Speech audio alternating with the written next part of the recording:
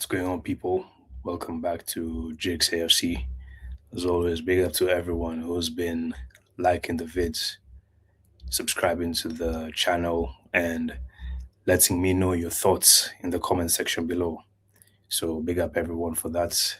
And as we're heading into the end of 2025, let's finish the year off by getting the channel to 500 subscribers.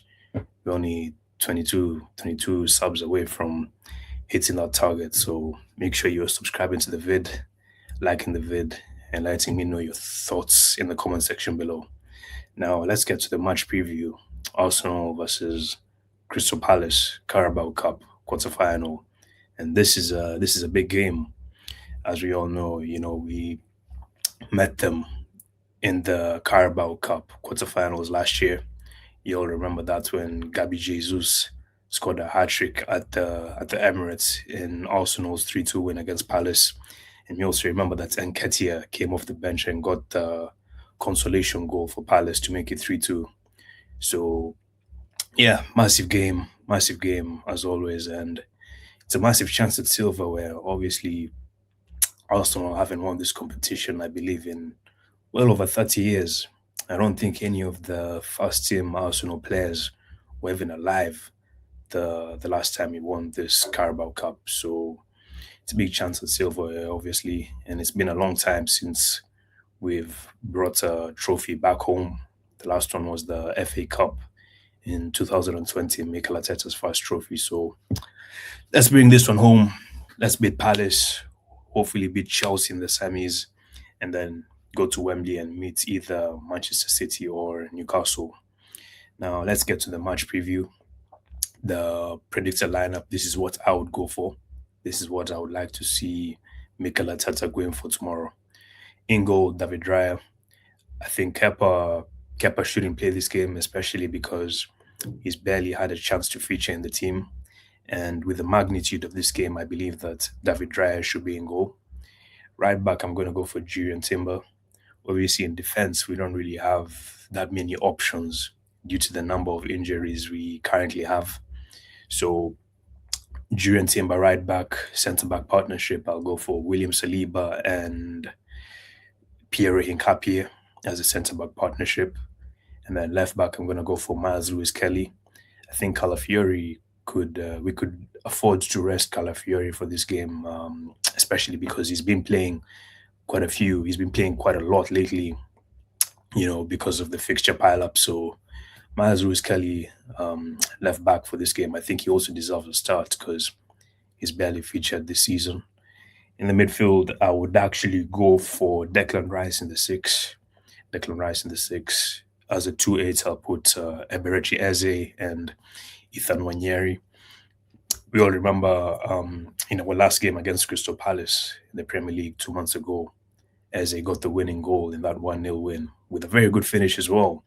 Let's not forget about that. So I like to see more from Eze. I don't think he's been very good this season, so I like to see more from him because I know he's a quality player and he's got much more to offer than what we've seen so far. So Eze in the 10, and right next to him, Ethan Wanyeri, who is a brilliant player, but we've also barely gotten to see him this season. And I can't remember the last time I saw Ethan step onto that pitch, so it'll be good for him to get some minutes. And he's a quality player. He always keeps us moving forward. He gets the ball quick. He gets as soon as he gets the ball, he's always looking to drive forward and release it by either taking a shot or passing it on to the next player. So Ethan deserves a chance in this one. Right wing, I'm going to go for Noni Madueke. And I think Noni's been playing, ever since we signed him, he's been playing quite well. And obviously, over the last few weeks, he's started to get himself quite a few goals. I believe he has 2 goals, 3 goals in 2 appearances. You all remember that wonderful goal he scored against Slavia Prague, or no, Club Brugge away in that 3-0 win. Madueke got himself a lovely goal, and actually scored 2 goals in that game. So I believe he deserves to start this game because he's also one of those players who can run. He's very direct, and I believe for this game we need a player who's gonna run with those Crystal Palace defenders. On the right, no, yeah, so on the right, Madueke. On the left, I'm gonna go for Leandro Trossard. I believe I would start Trossard for this game.